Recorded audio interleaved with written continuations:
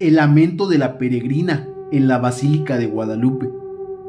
Hola Pepe, soy de San Juan del Río, Querétaro. Te quiero contar una historia sobre cuando iba a la peregrinación a pie de Querétaro a la Basílica de Guadalupe. Esto sucedió exactamente en el último año que me fui, justo antes de la pandemia. Ese año en particular, yo había pensado que sería el último al que iría. No definitivamente, pero como ya iba a ingresar a la universidad, iba a ser un poco más difícil acudir, pues debía trabajar para poder costear mis estudios. La peregrinación sale desde la ciudad de Querétaro, y yo voy con ellos a partir de que salen de San Juan del Río. Normalmente voy con 2 tías y 3 de mis primas, pero ese año solo fue una de mis tías. Recuerdo que la madrugada que tocaba salir de Arroyo Zarco, una salida con poca iluminación, terminé de recoger las cosas y mi tía me había dicho que iría al baño y que nos encontraríamos por el lugar. Llegué a una esquina que estaba sola.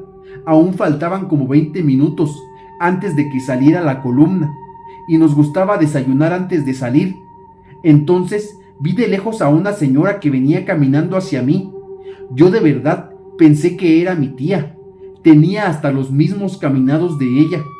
Así que me puse a sacar los vasos para servirnos café que había comprado y que traía en mi termo.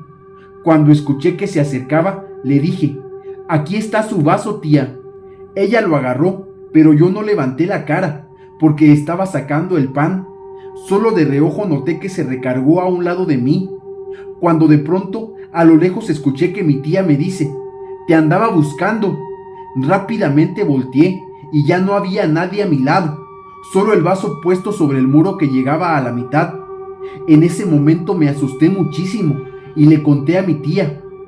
Ella, por su parte, optó por tirar el café y el vaso a la basura, y nos movimos hacia donde había más gente. Pero mientras íbamos caminando, ambas escuchamos un lamento a lo lejos, alguien que parecía sufrir, pero era un lamento muy espantoso.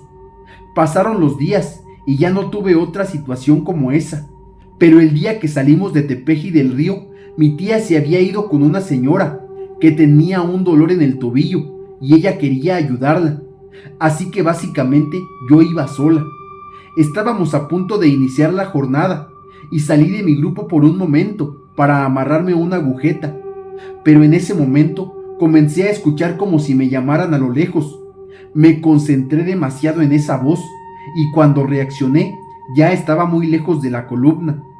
Ahí no suelen hablarte cuando caminas al monte o a un lado, porque piensan que vas al baño, pero había una socorrista que me hablaba. Solo por eso regresé en mí. Me dijo que estaba parada viendo a la nada y que desde que me vio comenzó a hablarme, pero que yo no volteaba, que solo estaba ahí parada.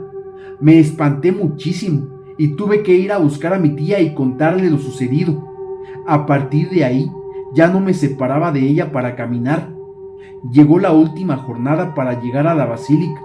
Recuerdo que era una fría madrugada en la Ciudad de México.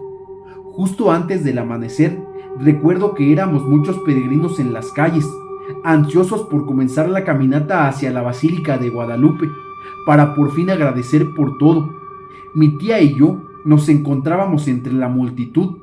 Realmente ese año estaba muy emocionada por todo lo nuevo que se venía a mi vida, buscando una experiencia más personal y profunda.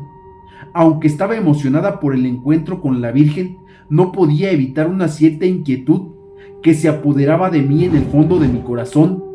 Cuando el sol comenzó a asomar sobre el horizonte y estábamos todos terminando el descanso para continuar el camino, comenzamos a avanzar entre la multitud. Mis pies de pronto comenzaron a resbalarse sobre el empedrado. A medida que nos adentrábamos en las calles de la ciudad, escuchaba susurros inquietantes provenientes de las sombras. Traté de ignorarlos, atribuyéndolos al eco producido por la multitud. Sin embargo, los murmullos persistentes llenaban mi mente de temores. El sol se ocultó tras las nubes y una densa niebla comenzó a envolver a los peregrinos. Justo en ese momento, mi tía había ido a comprar algo para desayunar, pues justo ese día ya no habíamos alcanzado nada antes. Entonces, solo se me ocurrió apurarme para poder buscarla, intentando alejarme de la extraña atmósfera que había descendido sobre nosotros. Pero cuando más caminaba, más gruesa se volvía la niebla.